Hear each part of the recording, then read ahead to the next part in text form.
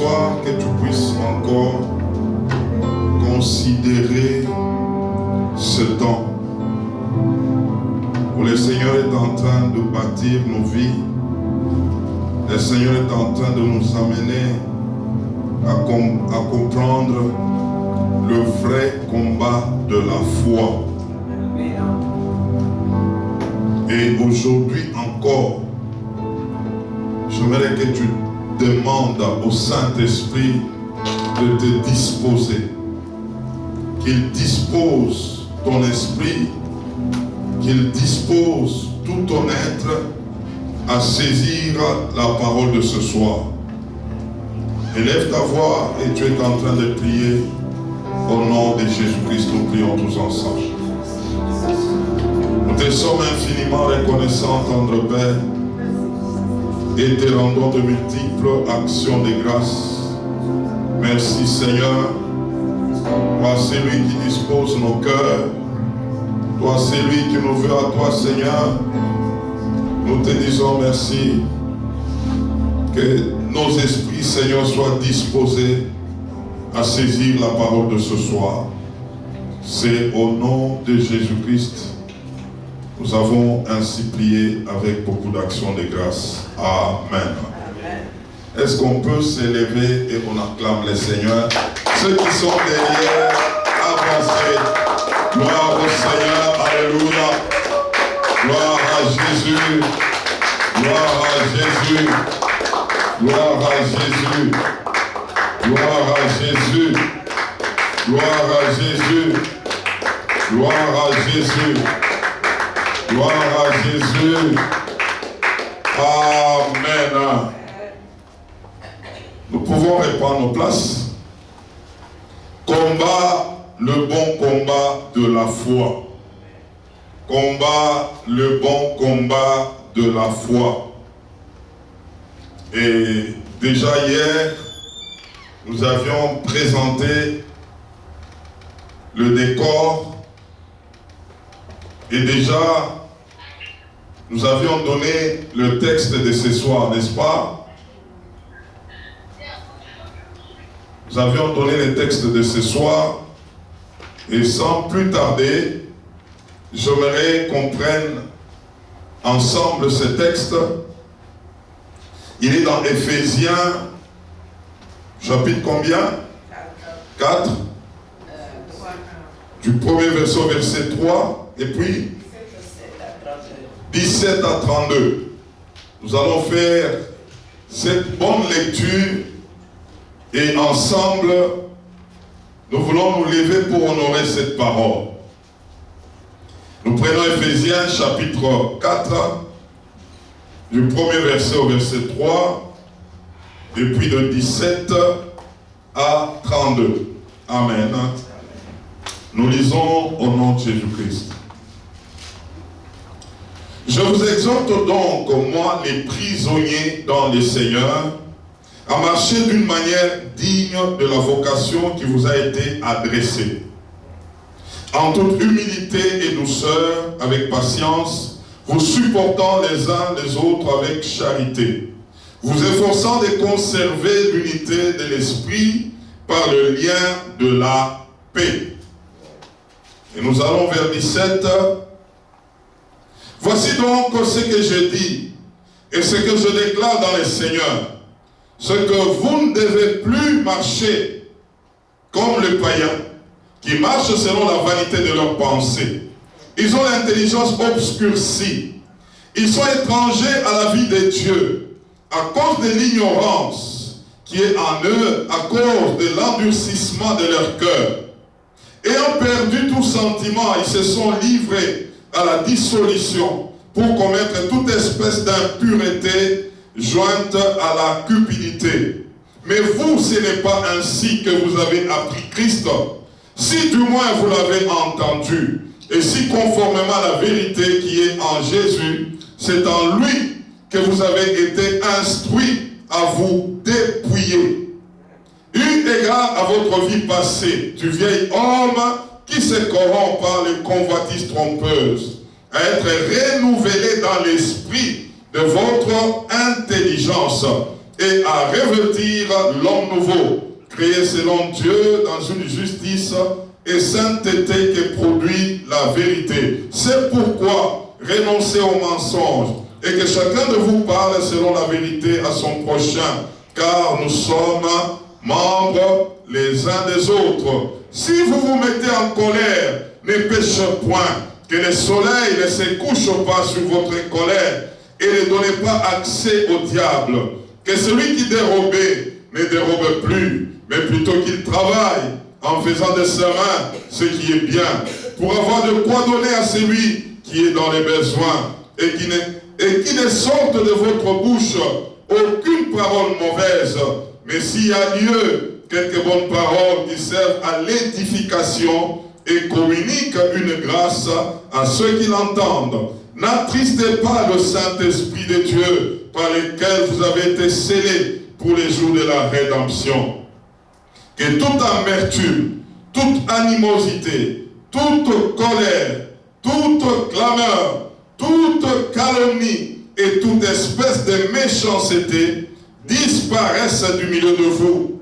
Soyez bons envers les autres, les uns envers les autres, compatissants, vous pardonnant réciproquement comme Dieu vous a pardonné en Christ.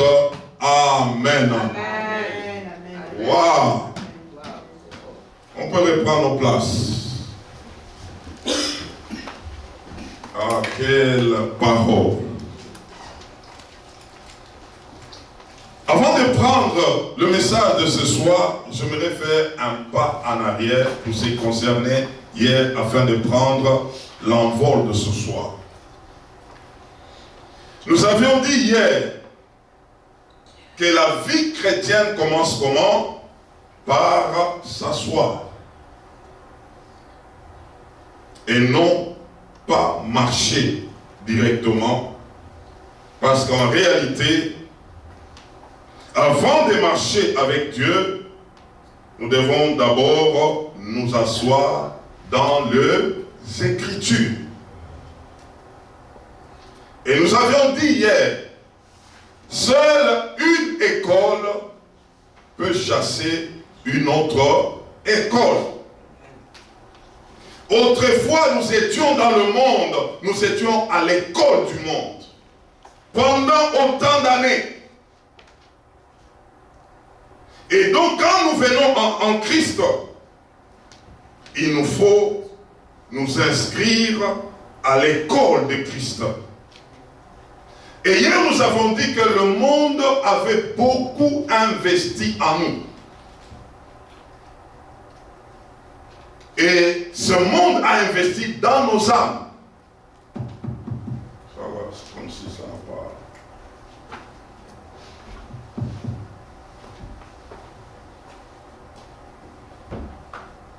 pas... Alléluia. Le monde avait beaucoup investi en nous. Et nous avions dit que c'est dans quelle partie de l'homme? C'est dans nos âmes. Et donc, il nous faut un travail sérieux pour que nous puissions ôter tout ce que le monde avait investi au-dedans de nous. Et c'est par là, d'ailleurs, où nous devons faire le combat dans nos âmes. Et hier, nous avions donné le texte qui nous a aidé à faire le combat. C'était quoi? Galates, chapitre 5, verset 19 au verset 21. Nous avions trouvé autant de choses auxquelles nous devions faire la guerre. Parce qu'en réalité, toutes ces choses-là étaient investies en nous pendant que nous étions dans le monde. Et nous avions même communiqué que ces choses-là, ça remonte depuis nos parents. Et voilà que nous devons leur faire la guerre. Et nous avions souligné un point, que lorsque nous entrons dans les Seigneurs, nous devons commencer par nous asseoir. Très important. Ce n'est pas être debout, mais s'asseoir. que les Écritures impactent nos âmes. Nous avions parlé de Jacques chapitre 1 verset 21. Les Écritures doivent être plantées à nous. Plantées.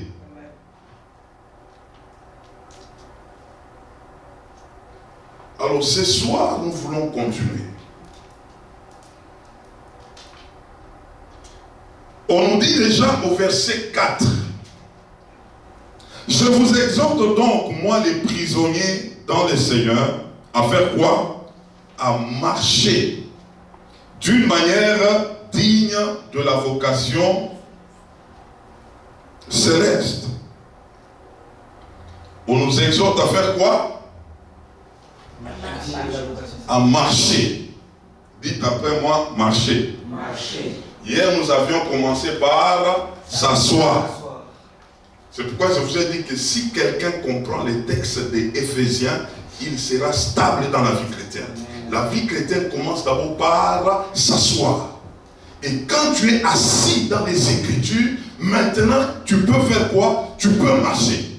Mais j'aimerais te dire ce soir que la vie chrétienne, lorsqu'on doit marcher, j'aimerais te dire que tu dois marcher étant assis.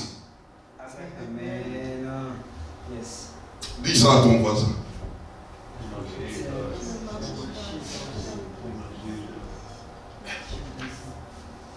Qui peut marcher comme ça? Tu es assis, mais tu es en train de marcher. La vie chrétienne, c'est ça. C'est pourquoi, frère, être sauvé par Jésus-Christ, c'est un mystère.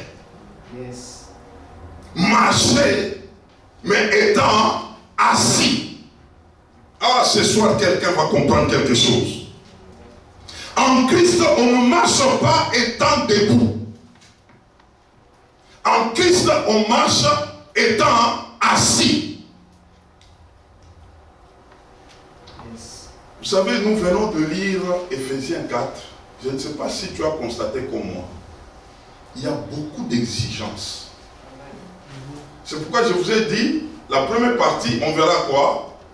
On verra la partie où, oui, on doit s'asseoir comment? Nous avions parlé, il y a quelque chose que nous devons comprendre. En premier, lorsqu'on entre en Christ, il y a les bénéfices. Nous avions parlé avec vous les bénéfices, les avantages. Et nous avions dit, on ne doit pas se limiter là. Il faut maintenant, aujourd'hui, on va voir les exigences. Alors, on comprendra que vous serez d'accord avec moi. La liste ici que nous venons de lire, comme exigence, moi-même, je ne saurais pas. Je ne sais pas si toi, tu sauras la liste qu'on vient de lire ici. Renonce à ceci, ne faites pas, voilà, et n'entrez pas en colère, ne faites pas ceci, ne faites pas. C'est pourquoi, mes frères, on ne marche pas étant debout, on marche étant assis, assis en Christ. Pourquoi assis, en train de marcher? Pour que Christ soit formé en toi.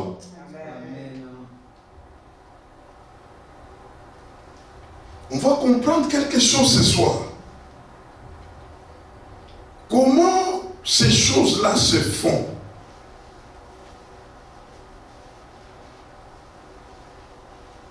Lisons Galates chapitre 2, verset 20. Et puis quelqu'un d'autre, on va lire encore Galates 4, verset 19. Tu ne peux pas y parvenir seul. Marcher en Christ seul. Tu ne peux pas. Galates chapitre 2, verset 20. La Bible nous dit, j'ai été crucifié avec Christ. Et si je vis, ce n'est plus moi qui vis, c'est Christ qui vit en moi. Si je vis maintenant dans la chair, je vis dans la foi au Fils de Dieu, qui m'a aimé et qui s'est livré lui-même pour moi. Si je vis, ce n'est plus moi qui vis, c'est qui? C'est Christ qui vit en moi. Pour que tu marches, tu dois être assis en lui. Pour que la vie de Christ puisse commencer à se manifester en toi. Parce qu'en réalité, tu comprendras que ce n'est pas toi qui dois faire ça. C'est Christ qui est en toi qui doit faire. On doit comprendre cette nuance ce soir. L'apôtre Paul est en train de parler dans Galates 4, le verset 19. Il dit, mes enfants, pour qui j'éprouve de nouveau le douleur d'enfantement, jusqu'à ce que Christ soit formé en vous. Je te pose une question. Est-ce que Christ est déjà formé en toi? Parce qu'en réalité, dans la marche chrétienne, c'est lui qui doit faire. C'est pas toi. C'est pourquoi nous avons dit, il faut s'asseoir, c'est dans les Écritures. C'est lui, c'est lui. Les Écritures là, c'est qui? C'est Jésus. La parole là, c'est qui? C'est lui. C'est lui qui doit faire en toi.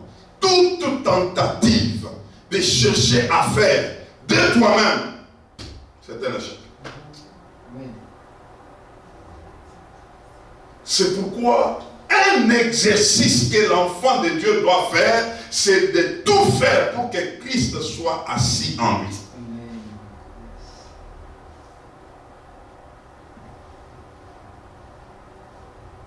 Quand tu es assis en lui, c'est lui qui est en train de prendre la forme en toi. C'est lui qui est en train maintenant de chercher comment s'exprimer.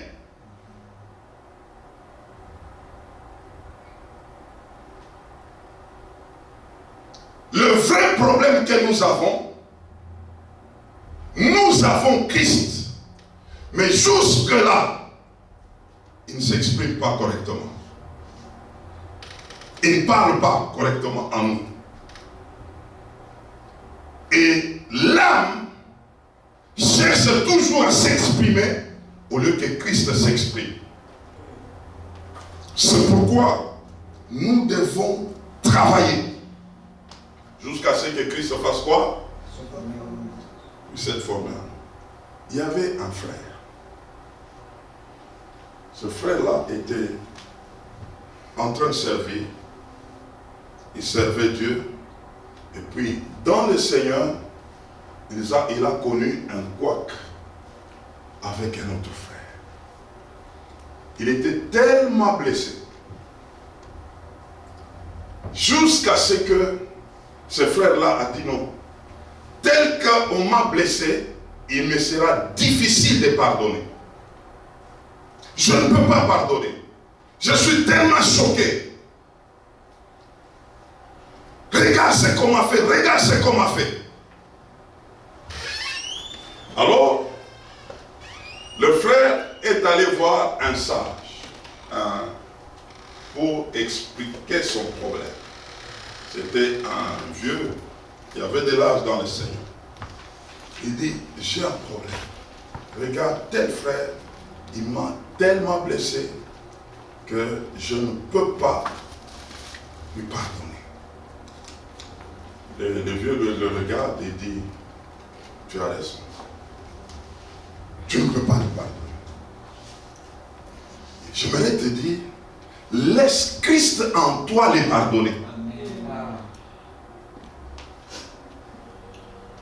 Pas toi. Toi, tu ne peux pas. Mais Christ en toi peut le faire. Alors il pose la question, il dit, mais comment laisser Christ en moi le pardonner? Et c'est là qu'il lui dira, tout ce que tu chercheras à faire de toi-même, tu ne le feras pas. Et c'est ça la vie chrétienne. Là où tu veux faire, tu ne sauras pas. Mais quand tu veux laisser Christ faire, tu sauras.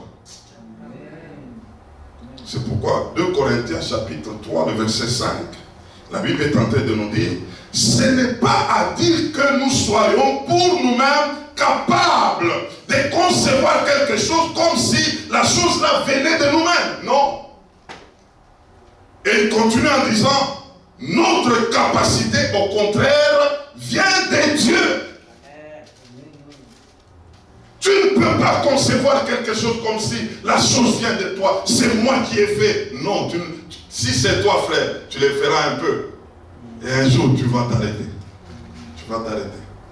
Mais si c'est Christ, tu commences à le laisser. Lui fera. Lui fera. Et ça, c'est parmi les erreurs de plusieurs. Vouloir aborder la vie chrétienne par toi-même. Non. Ça ne va pas marcher. Ça ne peut pas marcher. C'est pourquoi nous avons dit hier, il faut commencer d'abord par faire quoi? S'asseoir.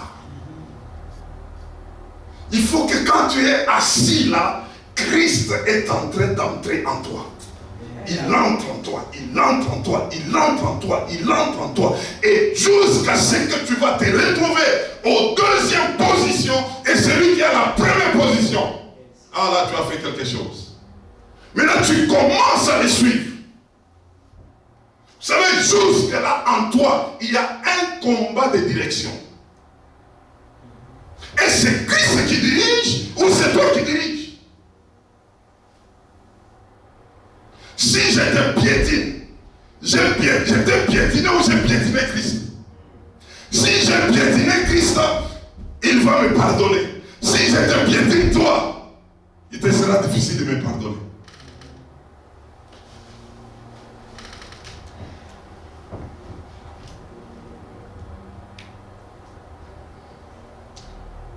Nous sommes en train d'avancer. Ephésiens 4, là où nous sommes, le verset 21. On nous dit quoi? J'aimerais que tu retrouves ça. Si du moins vous l'avez entendu, si conformément à la vérité qui est en Jésus, c'est en lui que vous avez été instruits à faire quoi? À vous dépouiller. Lorsqu'on laisse Christ en nous, on est assis en lui. Il y a un travail de dépouillement qui est en train de se faire. On est en train de destituer quelqu'un au-dedans de nous là. Nous avons dit l'âme, parce qu'il était tellement habitué à diriger. Lorsque Christ entre en toi, ça sera le premier combat. C'est pourquoi il faut qu'il soit comment? Destitué, dépouillé. Où on est en train d'enlever le pouvoir qu'il avait. Et c'est comme ça que nous devons travailler. Le vieil homme, il faut toujours les dépouiller. Et c'est un travail qui se fera pas d'une manière simpliste. Je vous ai dit hier, il faut faire quoi? Il faut se battre. Il faut se battre. Si tu n'es pas conscient de ce combat-là, mon frère, ma soeur, tu marcheras. Mais ça sera l'âme qui va continuer à diriger. Ça sera la chair qui va continuer à diriger. Parce que l'ennemi avait beaucoup investi en nous pendant que nous étions dans le monde. Il a oublié ou refusé cette réalité, c'est déjà passé à côté de la vie chrétienne. C'est pourquoi la parole de Dieu doit être plantée avec une profondeur en toi, selon Jacques chapitre 1, le verset 21. Et nous avions dit hier que cette parole plantée, c'est comme ça qu'elle va sauver nos âmes. Elle sauvera. Alors, Paul, connaissant ces choses, que pendant la marche là, on doit marcher étant assis et non pas marcher étant debout. Amen, frère. On marche dans la vie chrétienne comment? Étant assis et non pas étant debout. Parce que tu dois t'asseoir dans les Écritures et en train de marcher. Alors, Paul, comprenant cette importance, il a fait une prière. Et cette prière, c'est toujours dans Éphésiens. Je vous ai dit Éphésiens ici, il est très riche. Éphésiens chapitre 3, versets 14 à 20. On va comprendre cette prière. Vu le défi qui était devant, il a compris que dans la marche, il y a beaucoup de choses. Demain, on va comprendre des choses encore. Maintenant, Paul dit, il s'est mis en prière. Écoutez ça. Éphésiens 3, partie du verset 14. À cause de cela, il y avait quelque chose là. J'ai fléchi les genoux devant le Père, duquel tire son nom toute famille dans les cieux et sur la terre, afin qu'il vous donne quoi? Selon la richesse de sa gloire, d'être comment? D'être puissamment fortifié par son esprit dans l'homme intérieur. Si ton homme intérieur est faible, il te sera difficile de marcher. En sorte que Christ, écoutez le verset 17. En sorte que Christ soit comment? Habite dans vos cœurs par la foi. Afin qu'étant enraciné et fondé dans l'amour. 18. Vous puissiez comprendre avec tous les saints quelle est la largeur, la longueur, la profondeur, la hauteur, et connaître l'amour de Christ qui surpasse toute connaissance, en sorte que vous soyez remplis jusqu'à toute la plénitude de Dieu. Oh, à celui qui peut faire par la puissance qui agit en nous infiniment au-delà de tout ce que nous pouvons, que nous demandons et pensons. Quelle prière! Paul a compris que pendant cette marche, il faut que Christ soit enraciné, planté. Si Christ n'est pas planté en toi, ça sera ta chair qui va agir. Ça sera tes pensées qui vont agir. Ça sera tes sentiments qui vont agir. Il faut arriver à ce que Christ soit comment? Planté. Et Paul, là maintenant, il a fait intervenir la prière. Il ne suffit pas de faire s'asseoir dans les Écritures. Tu as besoin de la prière. Tu as besoin de la prière pour désirer ces choses. Que ces choses commencent à vivre en toi par la prière. Et plus tu pries, et Paul ici souligne maintenant une dimension de l'homme intérieur. L'homme intérieur, c'est ton esprit. C'est que nous rejoignons maintenant. Il y a la dimension de la parole qui doit intervenir dans ton âme. Et il y a la dimension du Saint-Esprit qui doit intervenir dans ton esprit. Les deux doivent marcher ensemble. Le Saint-Esprit impacte ton esprit et la parole impacte ton âme. Et quand les deux se croisent, l'amour de Christ va commencer à bouillonner en toi. Alors je vais vous dire une chose et souligner ça. Tu ne peux pas aimer ton frère si tu n'as pas encore expérimenté l'amour de Christ.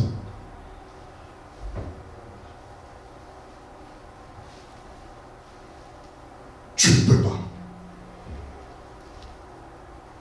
Et hier, nous avions parlé de cet amour. C'est selon Romains chapitre 5, le verset combien? 8. Et ça, c'est la miséricorde de Dieu. Lorsque nous étions encore de pécheurs, Christ est mort pour nous. Le salut n'est pas quelque chose que quelqu'un a mérité. Tu n'as pas mérité de devenir enfant de Dieu. Si tu comprends cela, tu comprendras aussi que c'est par miséricorde et tu feras aussi miséricorde aux autres. Amen. Qui a mérité le salut? Et c'est cette dimension que Paul demande à ce que nous puissions comprendre par la prière, que tu comprennes que Christ t'avait aimé. Ce n'est pas, cette prière ici, ce n'est pas que tu aimes Christ, mais que tu aies la révélation de l'amour de Christ pour toi, afin que tu puisses l'aimer en retour. C'est ce qui se passe là. Tout celui qui n'a pas la révélation de Christ, de l'amour de Christ pour lui, le salut sera pour lui comme quelque chose de mérité. Tu n'as pas mérité le salut. Amen. C'est la grâce qui t'a sauvé. Amen. Et cette grâce t'a sauvé pour que tu puisses aussi commencer à gracier les autres. Alors aujourd'hui, on verra des choses. Hein? Que Dieu soit loué. Amen. Lorsque Christ est assis en toi, dans toute sa plénitude, là où il faut haïr, on va aimer. Là où il faut faire, là où il faut se venger, on doit pardonner. Parce qu'en réalité, c'est Christ qui commence à faire. C'est lui qui commence à agir. C'est comme quelqu'un qui te détrône. C'est lui qui commence à faire. Et tu peux même commencer à te poser des questions. Mais est-ce que c'est moi? Je deviens comme ça. Je deviens faible. Hein? Non, non, tu n'es pas faible. Il y a quelqu'un qui a pris la direction de ta vie. C'est lui maintenant qui commence à agir. Et toi aussi, tu commences à constater. Frère, autrefois, nous n'étions pas comme ça. Autrefois, nous n'étions pas comme ça. Nous étions aussi dans les choses terribles là. Non, j'aimerais parler en anglais. Je peux me fâcher contre toi là. Ah, je suis en train de t'attendre là. Mais dans les cas, moi j'étais comme ça. Je ne dis rien. Ma colère ne faisait pas du bruit. Il était en train de chercher les bons moments. Mais aujourd'hui, on nous a désarmés. Amen. Désarmés. Amen. Des fois, à la place, tu commences à rire. Tu dis, non, en tout cas, on m'a déjà eu. On m'a déjà eu. C'est cette dimension de Christ. Il a pris tellement de la place. Amen. Il commence à s'exprimer. Il commence à vivre en toi. C'est lui qui commence à faire. Mais parce que c'est tout un esprit, c'est comme si ces choses-là sont en train de venir de toi. Mais en réalité, ça ne vient pas de toi. Ça vient de quelqu'un qui est en toi. Amen. C'est pourquoi nous devons apprendre à donner gloire à Jésus. Amen. Il y a des choses que nous faisons, frère. En tout cas, ce n'est pas toi. Si c'était toi, tu n'allais pas agir comme ça. C'est lui qui a pris tellement la place et que ça commence, quand tu le fais, c'est comme si c'est toi qui as fait. Mais en réalité, ce n'est pas toi. C'est pas toi. C'est pas toi. C'est lui que tu as tellement invité. Il commence tellement à agir en toi. C'est comme s'il commence à se confondre avec toi. Vous savez, c'est pourquoi même la dimension de gloire a des problèmes. Vous savez, quelqu'un peut marcher comme ça. Il touche une autre personne. La personne reçoit quelque chose. Mais en réalité, c'est le Christ qui est en lui. Qui est en train de faire. Qui a voulu toucher la personne. Mais parce que le Christ la porte, c'est comme en toi. Et c'est toi qui mets la main. Les gens comme les pierres, ils pouvaient passer comme ça. L'ombre de Pierre est en train de guérir. Est-ce que c'était l'ombre de Pierre?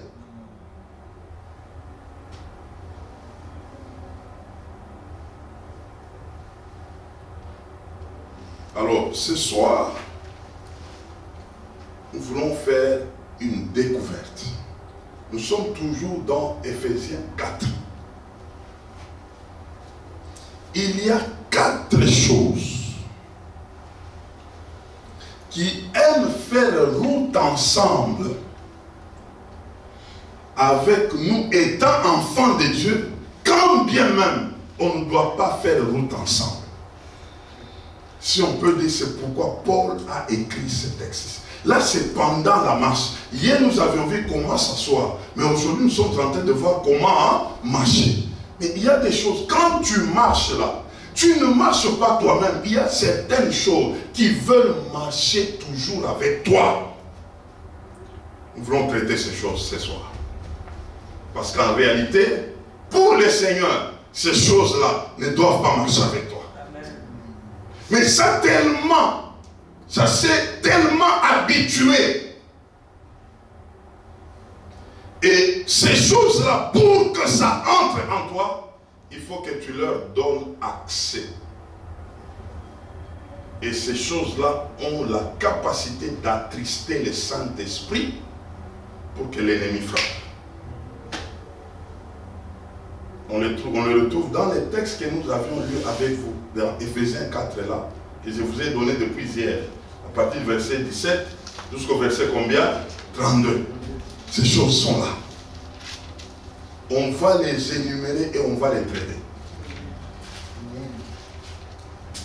La première des choses, c'est le mensonge. Soulignez ça. C'est quoi? Mensonge, c'est au verset 25. La deuxième des choses, c'est la colère. Soulignez ça. La troisième des choses, c'est les vols. Soulignez ça. Et la quatrième des choses, les mauvaises paroles. Ça, c'est au verset 29. On a commencé depuis 25 jusqu'au 29. 1, nous avons souligné quoi?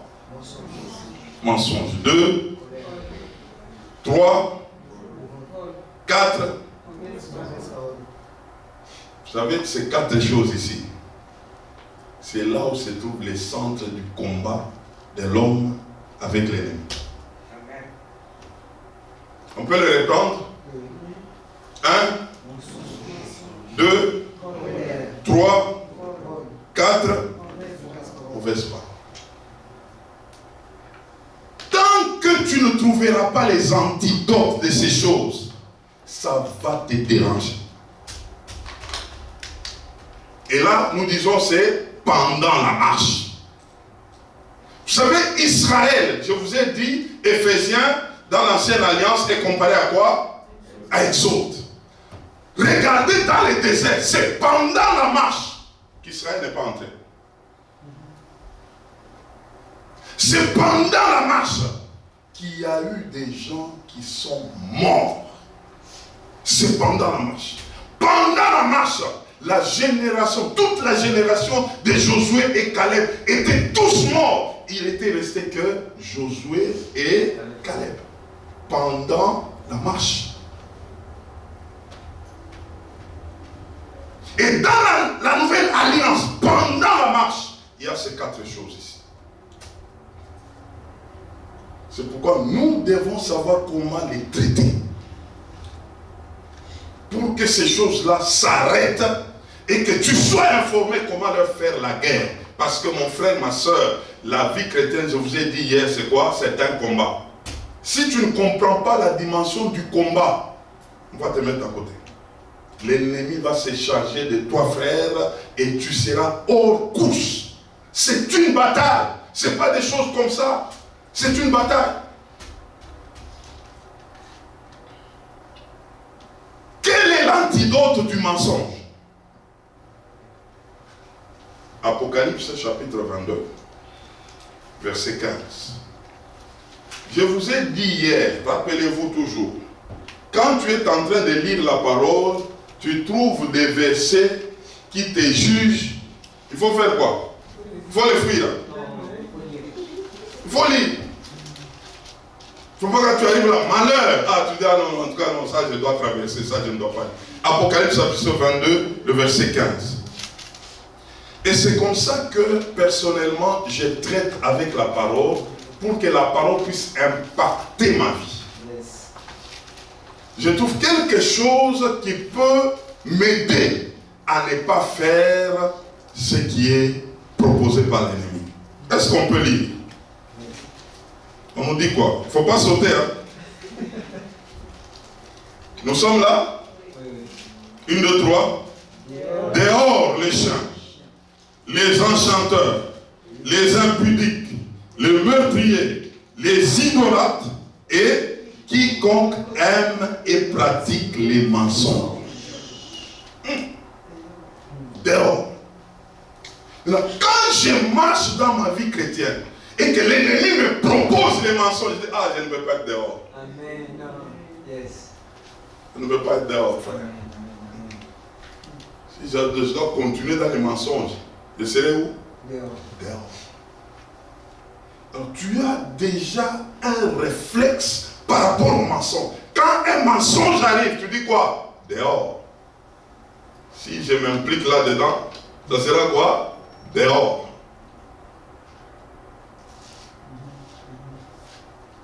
Vous voyez comment est-ce qu'on traite quelque chose qui peut nous déranger, mais nous avons trouvé un antidote par rapport à la chose. Je vais vous dire une chose, mes frères. Rappelez-vous toujours que la vie chrétienne n'est pas une vie terrestre. C'est une vie céleste. Tout ce que nous faisons, il y a une éternité qui nous attend. Amen. Alors si tu commences à avoir les réflexes de l'éternité, tu vas commencer à bien régler les problèmes de la terre. Parce qu'en réalité, tu comprendras que je ne veux pas m'arrêter là. Ce n'est pas une affaire d'ici. C'est une affaire d'éternité. Et tout ce que je dois traiter, c'est par rapport à l'éternité. Quand on me dit dehors, dehors c'est par rapport à quoi? C'est par rapport à l'éternité. Mais c'est comme ça qu'un enfant de Dieu peut trouver plaisir de mentir.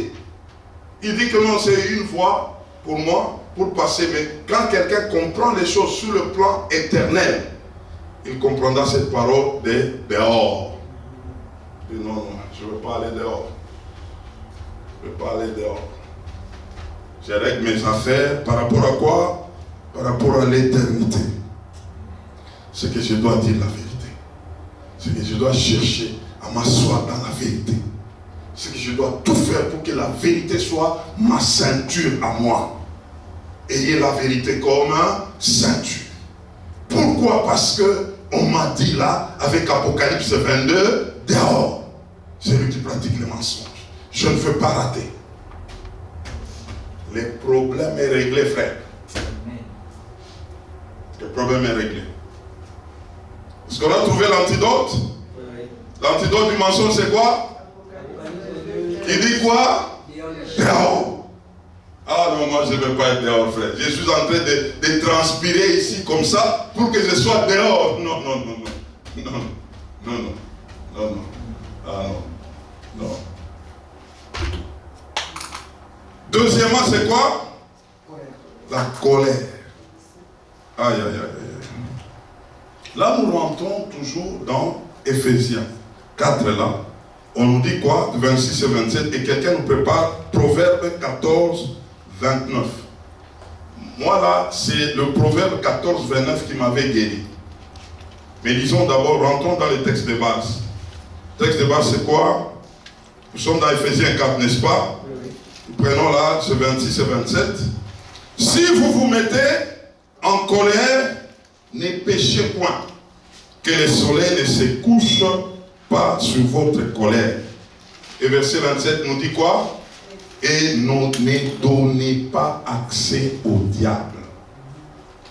La colère donne accès au diable. C'est une porte qui permet à ce que le diable entre pour qu'il fasse ses affaires. La colère. Il dit, ne donnez pas accès au diable. Quand vous vous mettez en colère, ne péchez point. La colère, c'est une porte qui s'ouvre pour pécher.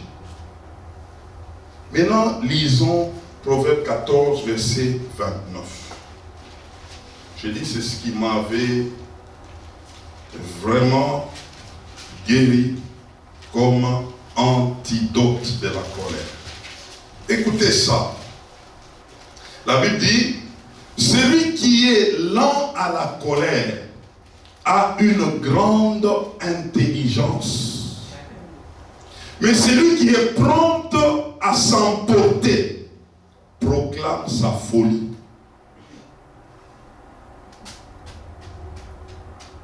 Tellement que j'étais un homme qui entrait souvent en colère, quand j'avais découvert ce passage, je commençais à entendre, quand Dieu me met en colère, on me dit, tu deviens fou. Tu manifestes la folie. Je dis, ah bon, comment moi je suis enfant de Dieu, je deviens fou. Mais on me dit, si tu deviens lent à la colère, qu'est-ce que tu fais là? Tu es en train de manifester une grande intelligence. Alors ça m'a intéressé. À la place d'être en colère, je travaille. Je suis en train de faire grandir quoi? Mon intelligence. Mon intelligence. Et tu manifestes la colère, tu manifestes quoi? La folie. Parce qu'aucune personne dans l'état de la colère ne peut plaire à Dieu ou manifester la volonté de Dieu. Non. Et j'avais trouvé ça. Quand la colère arrive, je dis, esprit de folie, je te chasse. Parce que la folie, la colère est attachée à la folie. Quelqu'un peut entrer en colère, il peut tout casser. Et puis tu te demandes même par la suite, qu'est-ce que j'ai fait? C'est la folie qui est attachée à ton âme. La Bible déclare que la folie est attachée au cœur de l'enfant. La colère peut t'amener dans une folie. Mais si tu commences à travailler pour dire, je ne veux pas la folie, je vais rester lent. Quand ça vient, ça peut venir. Je peux même commencer à respirer en moi. Mais j'ai dit non. En tout cas, non, je ne peux pas céder. Je ne peux pas céder. Là, l'intelligence est en train de grandir. Et puis, le raisonnement devient correct. Tu dis non, j'allais faire une bêtise. Là, tu es en train de travailler la colère. Ce n'est pas une qualité d'être un homme de colère. Ce n'est pas une qualité. C'est une folie. Quelqu'un a compris ce soir? Amen. C'est pourquoi ne dis pas toujours comme moi là. Moi je suis quelqu'un comme si je me mets en colère. C'est comme si tu disais à quelqu'un, si je deviens fou.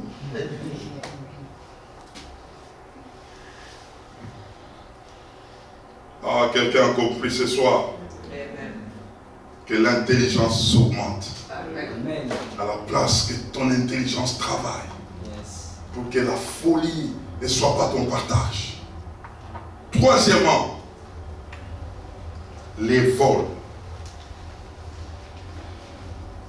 Antidote, 1 Corinthiens chapitre 6, versets 9 et 10. La parole de Dieu a tout dit. La parole de Dieu a tout traité. 1 Corinthiens 6, versets 9 à 10. La Bible dit, ne savez-vous pas que les injustes n'hériteront pas le royaume de Dieu?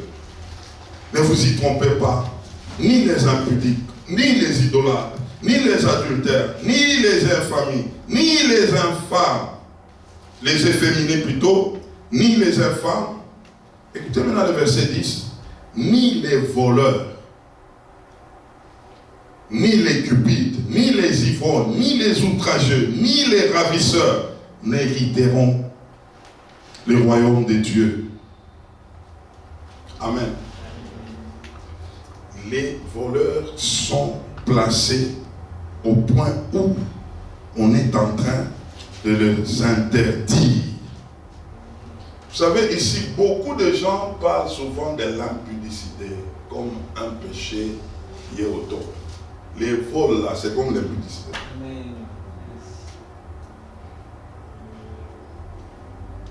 Alléluia. Amen. Il faut comprendre ça. Et quand on parle de ces choses, nous devons comprendre que c'est par rapport au royaume de Dieu. Je ne veux pas m'impliquer dans une affaire compliquée. parce que le royaume est devant moi. Vous savez, arrivons à commencer à traiter la vie terrestre par rapport au royaume. Nous allons réglementer beaucoup de choses. Les voies faciles ne sont pas pour un enfant de Dieu. Les shortcuts là, on a fait et puis on est arrivé déjà. Non. Il y a plusieurs dimensions de vol. On peut voler la vie de quelqu'un.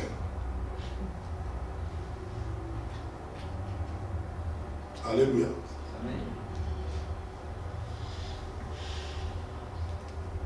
Quand tu commences à traiter ta vie par rapport au royaume, tu vas commencer à te régler. On nous a amenés dans des causes terrestres. Vous allez voir quelqu'un qui est en train de faire des choses vite fait et il arrive au résultat et le monde commence à l'acclamer. Il a ça, il a ça, il a ça. Mais on ignore la manière dont on a obtenu ces choses. Et les enfants de Dieu se retrouvent aussi voulant faire comme tout le monde parce que le monde a besoin de résultats. Et très souvent, le monde n'aime pas même qu'on puisse dire comment la personne a eu. Non.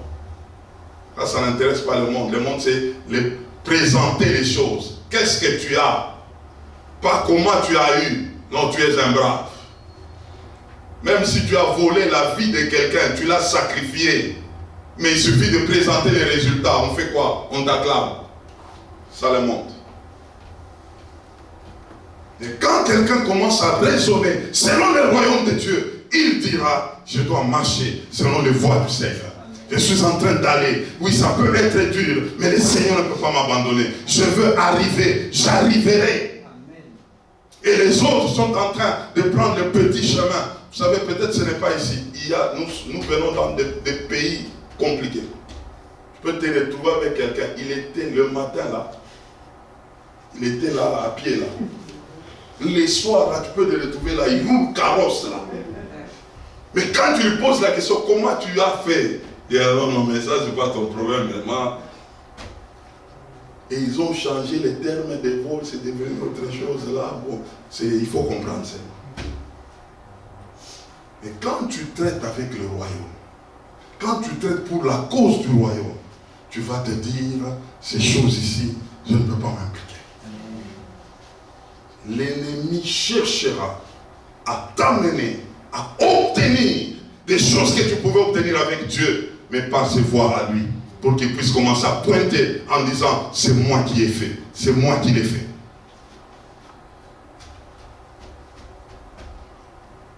Et quatrièmement, les mauvaises paroles. Qui viennent d'où?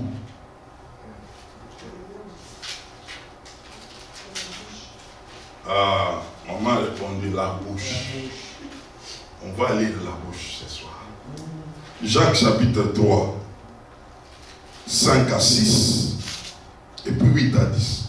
Vous savez, quand on commence à comprendre ces choses, et que on a des antidotes, c'est que nous traitons notre vie par rapport à l'éternité, nous allons nous lever, nous allons faire la guerre à ces choses. Amen. Nous n'allons pas les laisser. Nous n'allons pas les laisser. Jacques combien? 3. Écoutez les versets 5 à 6. De même, la langue est un petit membre et elle se vante des grandes choses. Voici comme un petit feu peut embraser une grande forêt. La langue est aussi un feu. C'est le monde de l'iniquité. La langue est placée parmi nos membres, suyant tous les corps et enflammant le cours de la vie, étant elle-même enflammée par la gêne. 8. Mais la langue, aucun homme ne peut la dompter. Ah bon? C'est un mal qu'on ne peut pas réprimer. Elle est pleine d'un venin mortel. Par elle, nous bénissons le Seigneur, notre Père, et par elle, nous maudissons les hommes faits à l'image de Dieu. De la même bouche sortent la bénédiction et la malédiction. Il ne faut pas, mes frères, qu'il en soit ainsi. Alors, quel est l'antidote de la langue? C'est toujours dans ce passage, le verset 17. À la place, qu'est-ce qu'il faut? La sagesse d'en haut. Dites après moi, la sagesse d'en haut.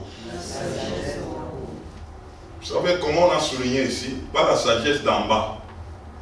Parce qu'il existe la sagesse d'en bas. Traitons notre vie avec l'éternité.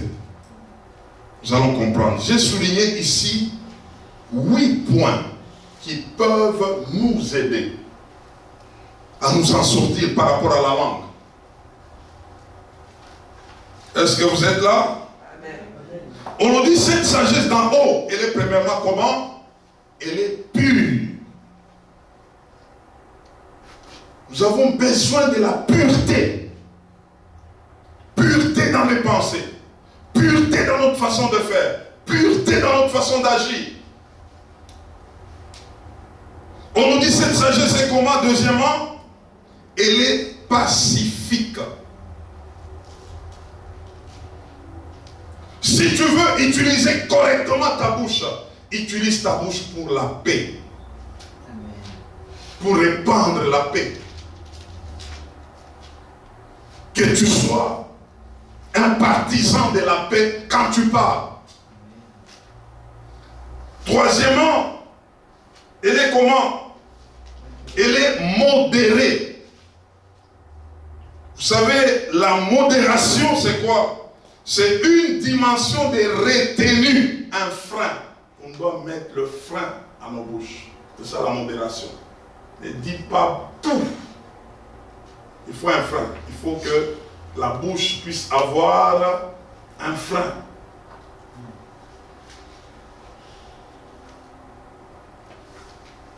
Quatrièmement, comment? Conciliante. Quand tu peux parler, il serait mieux que tu parles pour réconcilier les gens. Mettre les gens ensemble. Et non pas diviser. Et non pas mettre le feu. Et non pas détruire avec la langue. Mais la sagesse d'en haut, c'est une sagesse conciliante. Quand une bouche parle, c'est pour mettre des gens ensemble. Là, tu as parlé. Selon Dieu. Et cinquièmement, pleine de miséricorde. Nous avons vu avec vous, Dieu nous a sauvés par miséricorde. C'est que personne n'a mérité le salut.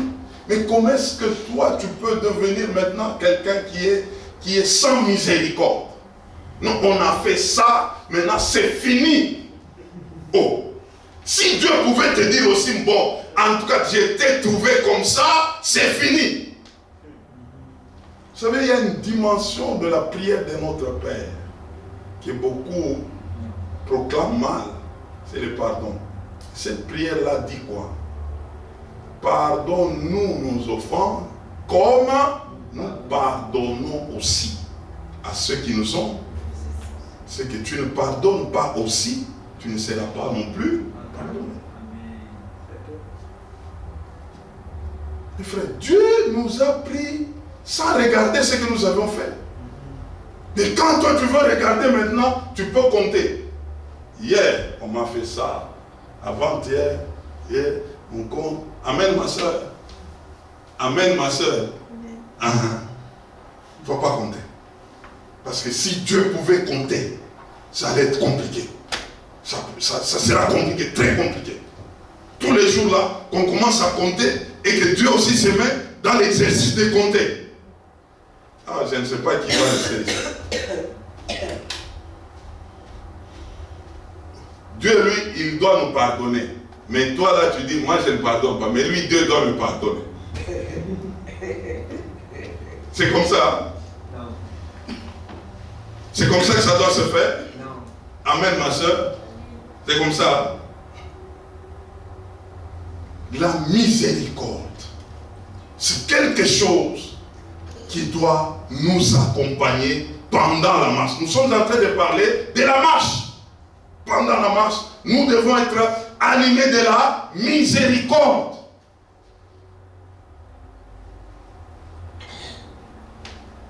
Sixième point, des bons fruits. Avec Ephésiens chapitre 2, le verset 10, nous avions été sauvés pour les bonnes œuvres que Dieu avait déjà pratiquées d'avance, afin que nous puissions faire quoi? Les pratiquer. Dieu avait déjà préparé d'avance les bonnes œuvres, le fruit. Si ta bouche peut être un communicateur de fruits, de bons fruits, quand tu parles, tu es en train d'arroser quelqu'un, tu es en train de communiquer la vie, tu es en train de bénir, tu es en train d'encourager, tu es en train de fortifier. Si tu peux commencer à utiliser ta bouche de cette manière-là, les choses iront de l'avant. Et septièmement, on nous dit, exempt de duplicité. La duplicité. Ne jamais être un homme double. Et ça, c'est dans la bouche. Quelqu'un peut te parler comme ça, il te regarde même dans les yeux, c'est comme s'il te dit avec conviction, mais dès que vous vous séparez, il parle avec quelqu'un d'autre, autre chose sur ça. C'est devenir double. On doit être des hommes vrais. Et être un homme vrai, c'est quelqu'un qui parle avec son cœur.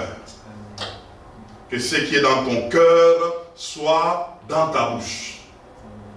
La parole est près de toi, dans ton cœur et dans ta bouche. Ça doit être la parole de la foi. C'est pourquoi on doit s'asseoir en train de marcher étant assis. Pour que les deux soient d'un commun accord. Quelqu'un te dit quelque chose, tu le crois. Mais quand il se tourne, il peut dire autre chose qui entre en conflit avec ce qu'il a dit. Non. Là, la bouche t'a servi mal. Il faut rester dans ce que tu dis. Et c'est ce que tu dis là est vrai. Pas être des hommes doubles. Il faut être vrai. Et huitièmement, enfin, l'hypocrisie. Là, nous sommes en train de parler de la sagesse d'en haut n'a pas tout ça. L'hypocrisie. Comment nous pouvons la définir? Être un homme faux, un homme déguisé. On peut tirer le verre du nez de quelqu'un pour tirer ses idées et aller les exploiter autrement. Ces choses ne doivent pas être notre partage. C'est comme ça que Jésus pouvait commencer à parler aux pharisiens. À partir de Matthieu 23, 13, 15. Malheur à vous, hypocrites. Malheur à vous, hypocrites. Voilà ce que vous faites.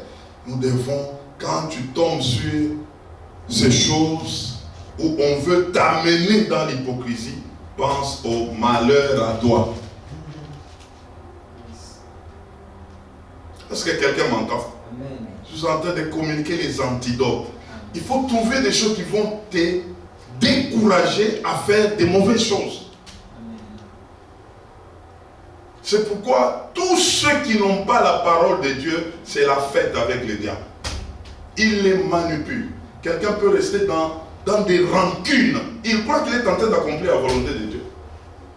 Mais quand tu es informé de toutes ces choses, tu te dis non, je ne peux pas garder des choses comme ça, me nuire, me détruire, parce que j'ai tout un royaume devant moi. Et c'est comme ça que tu vas commencer à expérimenter la vie chrétienne d'une manière puissante. Quand tu trouves quelqu'un qui commence à aller en dehors, tu seras le consolateur, tu vas l'exhorter, tu vas le fortifier pour lui dire, mon frère, ma soeur, il y a le royaume devant nous. Nous devons tenir, nous devons avancer. Mais aujourd'hui, si tu manques la parole, quelqu'un vient se plaindre auprès de toi, dit, ah, toi aussi, hein, mets-toi d'abord, assieds-toi. On va parler. Moi là, il y a ça, il y a ça, il y a ça, et ça devient maintenant compliqué, et on cherche quelqu'un. Donc vous savez, il y a des gens qui sont terribles. Ils n'ont jamais évangélisé, mais quand il y a un problème, ils deviennent des évangélistes. Ils peuvent prendre un taxi pour aller rencontrer une soeur ou un frère, pour lui donner une mauvaise nouvelle qui vient de l'église de X ou de Y. À la place, sois exhortateur, qui est tenté d'encourager les faibles. Tu es tenté de ramener d'autres à marcher dans la voie du Seigneur. Tu es en train de faire un travail. Et Dieu te regarde par rapport au royaume. Quand quelqu'un est informé de toutes ces choses, il lui sera difficile de critiquer. Tu es informé. Tu dis que non, ça ne va pas me construire et ça ne va pas construire l'autre. Et nous sommes là pour une cause du royaume. Si nous sommes ici, CMCR, ce n'est pas un endroit des ressortissants de. Nous sommes ici pour la cause du royaume. Nous sommes ici pour la cause du royaume. Et tout ce qui n'est pas du royaume, nous devons travailler à ça, pour les mettre dehors, afin que l'objectif soit toujours au-devant de nous et que nous puissions avancer. Si nous tous, nous sommes animés de cet esprit, mes frères, l'ennemi ne saura pas comment nous atteindre. Et c'est ça, les bons combats de la foi. Tout ce qui n'est pas de Dieu, nous nous liguons ensemble pour dire, ça ne passera pas. Ça ne passera pas. Ça ne passera pas. Frère, j'ai appris qu'il y a quelque chose qui se passe. Frère, entrons en prière. Nous devons travailler à ça pour que le vent de l'ennemi s'en aille. Là, tu es en train de faire quelque chose. Tu es en train de faire quelque chose. Tu es en train de veiller. Tu es en train de combattre. Il y a quelque chose qui commence à monter. Tu parles à un frère. Tu parles avec une soeur. Monte-toi en prière. On ne doit pas laisser l'ennemi prendre de l'avance. Mais si la cause n'est pas le royaume, on fera, je ne sais pas moi, un groupe, je ne sais pas de qui là. Parce que vous ignorez ce qui vous attend de vous. S'il y a quelque chose que personne ne peut m'enlever, c'est cet entendement du royaume. Amen. Si j'ai cru à l'évangile, c'est parce qu'un jour, j'avais vu que ce monde est en train d'aller vers un jugement. Et ça ne peut pas me quitter. C'est comme ça que tout ce que j'ai fait, j'ai cet entendement que je ne veux pas en ces jours-là que je sois devant où on te met là, tu n'as rien à dire, où on te met à l'extérieur. Mais il y a beaucoup de gens qui ne comprennent pas ça.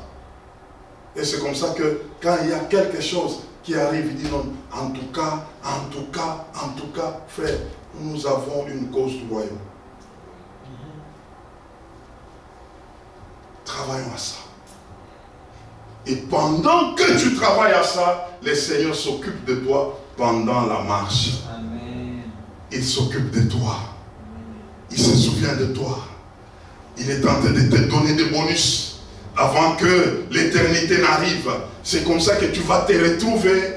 Des choses commencent à aller en train de te sourire. Et au roi David dit, je suis en train de clôturer. J'ai été jeune et j'ai vieilli. Je n'ai jamais vu un juste abandonné, ni sa postérité mendiant le pain. Toujours béni. Je veux te dire, ne vis pas pour toi-même. La vie, c'est toute une course à relais. Dans tes entrailles, il y a des enfants. C'est toi qui vas leur donner le bâton. Mais tu vas les donner avec quel esprit? Si tu as fait des choses, il y a des innocents qui subiront. Après toi. Apprends de ta vie, non pas pour toi-même, il y a une postérité après toi.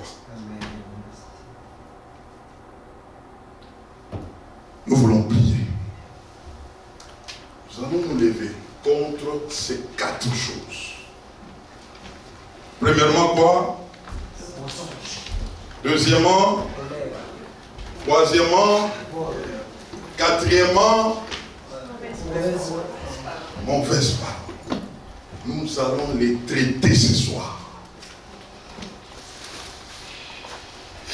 Nous allons les traiter ce soir. Il y a quelqu'un qui avait fait une expérience.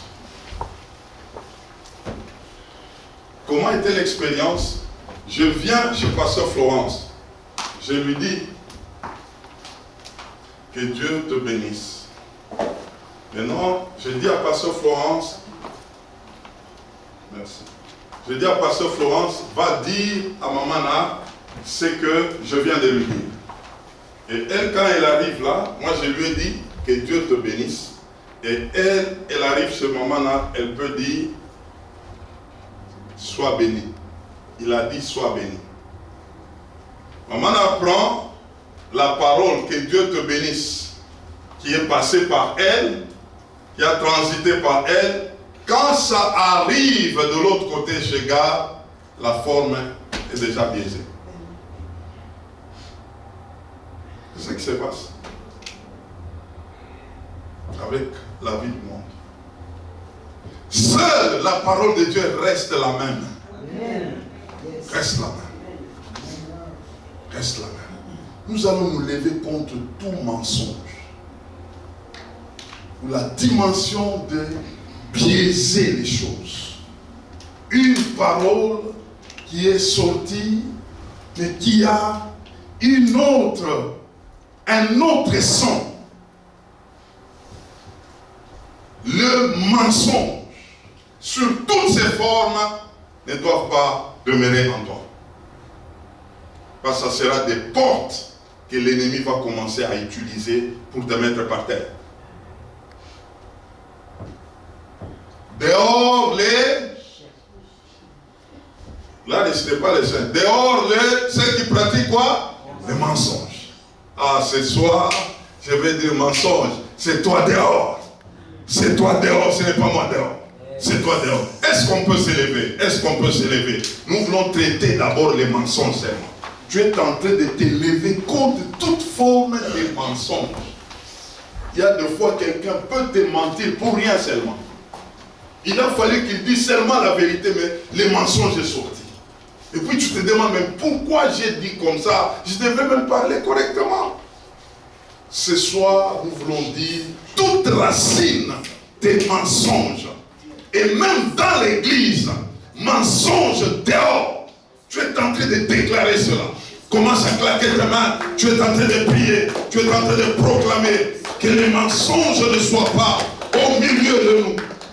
Que le mensonge ne puisse pas traîner en toi. Traite avec lui ce soir. Au nom de Jésus-Christ. Oh baba baba shikereba. Yakaraba shikekereba. Okoro baba shikekereba kataraba. Tout esprit de mensonge. Le diable est appelé menteur. Je dis la racine du diable. Elle est déracinée ce soir. Elle est déracinée ce soir. Toute racine que mon père n'a pas plantée. Comme ce soir. Comme ce soir. Comme ce soir. Comme ce soir. Comme ce soir. Au nom de Jésus-Christ. Toute racine des mensonges, quelles que soient ces formes, je les détruis. Je les détruis. Je les détruis. Esprit de mensonge. Ah, tu es détruit ce soir. Tu es détruit ce soir. Tu es détruit ce soir. Tu es détruit ce soir. Tu es détruit ce soir. Tu es détruit ce soir. Tu es détruit ce soir. Toute racine des mensonges à la prise. À la prise. À la prise. À la prise. Lâche prise ce soir. Esprit de mensonge. Esprit de mensonge. Je te lis. Je te lis. Et je te de Jésus-Christ. Au nom puissant de Jésus-Christ. Quelles que soient tes formes. Ah, je te dis ce soir. Et je te jette dans les lieux arides. Au nom de Jésus-Christ. Au nom de Jésus-Christ. Au nom de Jésus-Christ. Au nom de Jésus-Christ. Je dis dehors au mensonge. Dehors au mensonge. Dehors au mensonge. Dehors au mensonge. Au nom de Jésus-Christ. Voulons attaquer le deuxième point. Il s'agit de la colère. Tu dis ce soir, toute forme de colère, dehors. Toute forme de folie, dehors. Tu es en train de claquer tes mains, tu dis toute folie qui se manifeste par la colère, je te mets dehors. Je te mets dehors. Je te mets dehors. Allez, lâche prise. Toute folie qui se faufile dans la colère, je te mets dehors. Je te mets dehors. Je te mets dehors. Je te mets dehors. Je te mets dehors. Je te mets dehors. Au nom de Jésus-Christ. Au nom de Jésus-Christ. Toi, colère, tu n'accomplis jamais la volonté de Dieu. C'est pourquoi je t'ai dit l'ordre. Allez, lâche prise. Allez, lâche prise. Allez, lâche prise. Allez, lâche prise. Toute folie qui se manifeste par la colère, je te mets dehors. Je te mets dehors. Je te mets dehors. Je te mets dehors. Je te mets dehors. Je te mets dehors. Ondoro baba bashikereba. Yakara bashikereba. Ondoro baba bashikereba. Yakara bashikereba. Roba baba bashikereba. Yakara. Okoro bashikereba. Roba baba bashikereba. Oh, dehors la colère. Dehors toute folie. Dehors toute folie. Dehors toute folie. Dehors toute folie. Au nom de Jésus-Christ.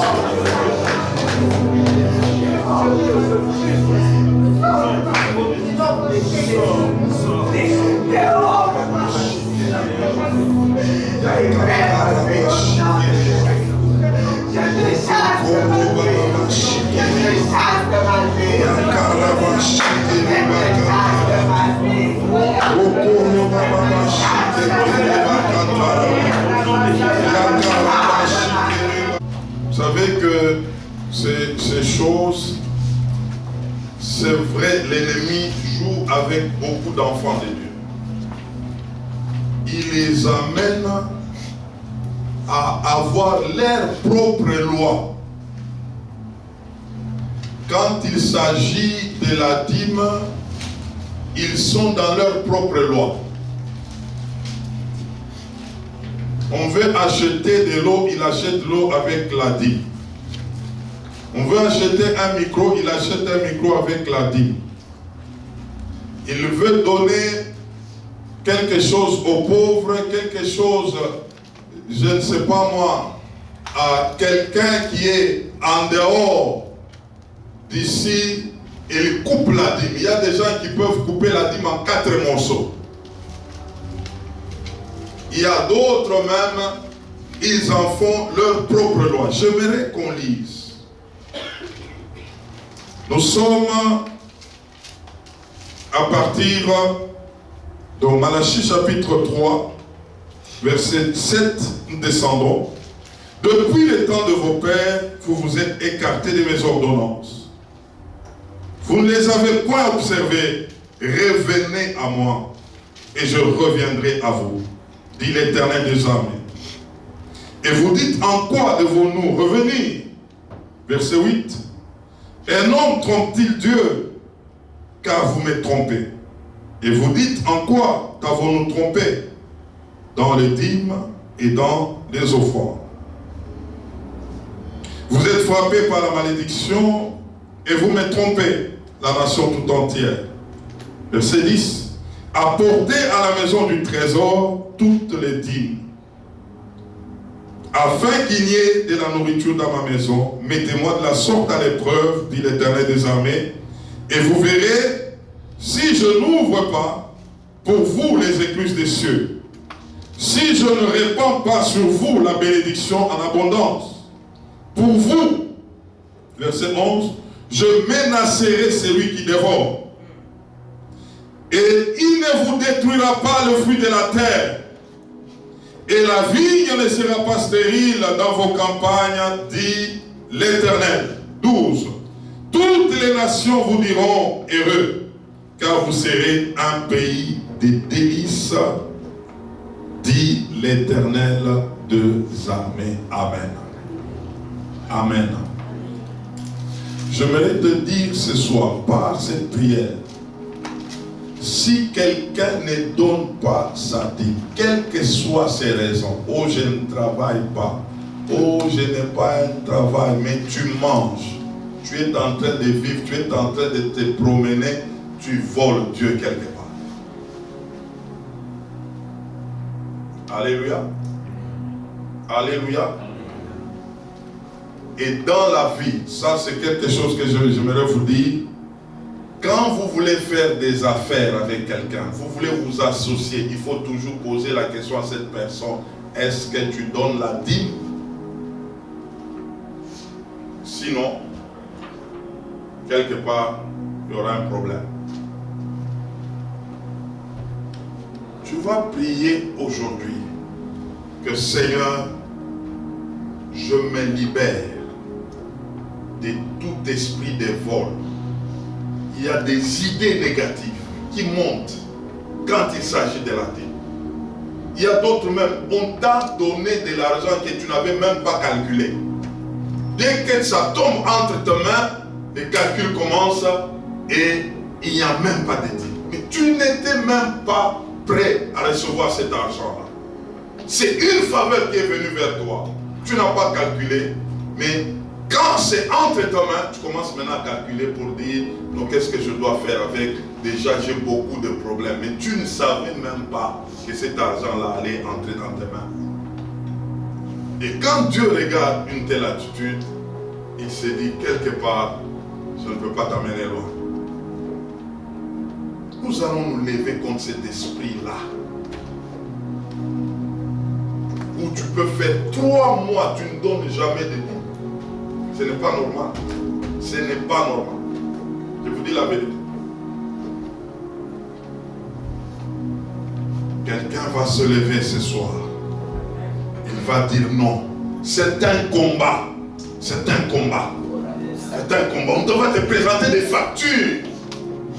Comme si ce que tu as là, c'est ce qui va terminer toutes les factures. Ça, c'est l'ennemi. Pour te dire que non, tu ne peux pas encore enlever ça. Mais si tu comprends très bien que si tu te mets sur ce chemin-là, le Seigneur te fera sortir. Il l'accomplira. Tu vas te lever pour dire ce soir, je refuse les pensées négatives. Et d'autres encore, ils disent, la dîme là, c'est les pasteurs qui mangent. Je ne peux pas le faire. Pendant que l'ennemi te met en conflit avec Dieu. Il sait ce qu'il fait. Élève ta voix et commence à détruire ces mauvaises pensées. Commence à les détruire. Commence à les détruire. Commence à les détruire. C'est quand tu as seulement l'argent, les pensées négatives commencent à monter en toi.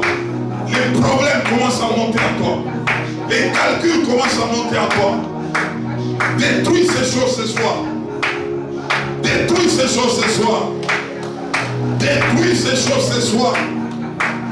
Détruis ces choses ce soir. Au nom de Jésus-Christ. Que ces choses tombent. Que ces choses tombent. de Jésus-Christ, les pensées négatives, que ça tombe, au nom de Jésus-Christ. Loroba shikereba, yakaraba shikekereba, okokoroba baba shikereba kantaraba, yakaraba shikekereba kantaraba, rokoroba shikekereba kantaraba yanaraba, roba baba shikekereba kantaraba yakaraba, rokokoroba shikekereba kantaraba rondoroba. Jésus-Christ. Merci Seigneur de libérer des vies, de libérer des cœurs dans le nom de Jésus-Christ.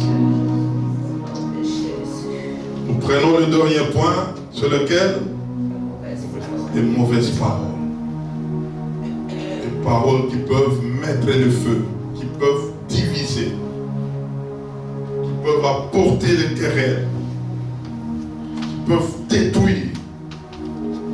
Voulons la sagesse d'en haut, qui est pure, qui est pacifique, qui est modérée, qui est conciliante, pleine de miséricorde, de bons fruits, exempte de duplicité et d'hypocrisie. Nous allons nous lever. Tu as besoin d'amener ta bouche à l'école de Dieu, l'école de la parole. Quand elle va s'ouvrir, que ce soit les actions de grâce qui s'ouvrent, qui sont proclamées. Que ta bouche soit celle qui porte cette parole qui est dans ton cœur. Tu es en train de dire, toute mauvaise parole ne sera plus nommée à moi. Tu es en train de proclamer, toutes mauvaises paroles ne seront pas nommées à moi. Tu es en train de proclamer que je ne serai pas une bouche de scandale, une bouche qui amène le feu. Quand je parlerai, c'est pour mettre des gens ensemble. Quand je parlerai, c'est pour exhorter, c'est pour fortifier. Quand je parlerai, c'est pour que quelqu'un puisse trouver une réponse. J'aimerais que tu pries par rapport à ça. Que tu sois un porteur de bonnes nouvelles par ta bouche. Que tu sois celui qui apporte des bonnes nouvelles par ta bouche. Qu'aucune mauvaise parole ne sorte de ta bouche. Que tu ne sois pas l'objet d'un scandale de quelqu'un. Que tu ne sois pas quelqu'un qui met le feu quelque part. Non, tu es en train de dire, Dieu m'a pardonné, je dois pardonner avec ma bouche. Dieu m'a aimé, je dois aimer. Dieu m'a soutenu, je dois soutenir. Que ta bouche soit cet instrument qui amène la vie, qui amène la paix, qui amène la joie. Oh, commence à les proclamer, commence à les proclamer, commence à les proclamer, commence à les proclamer, commence à les proclamer, commence à les proclamer, commence à les proclamer, commence à les proclamer.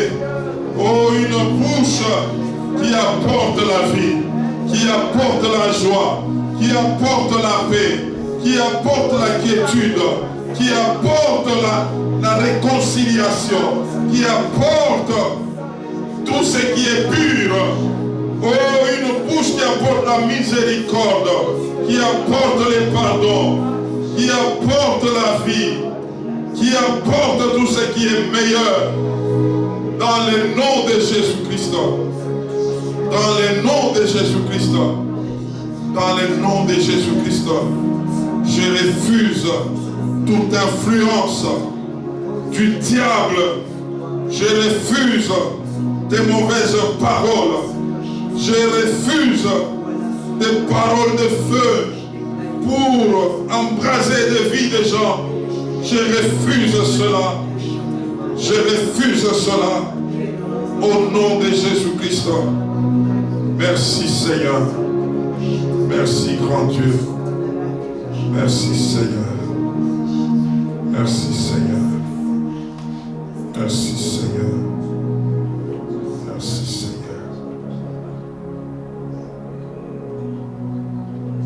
égard à tout ça, ça vaut la peine de rendre grâce au Seigneur.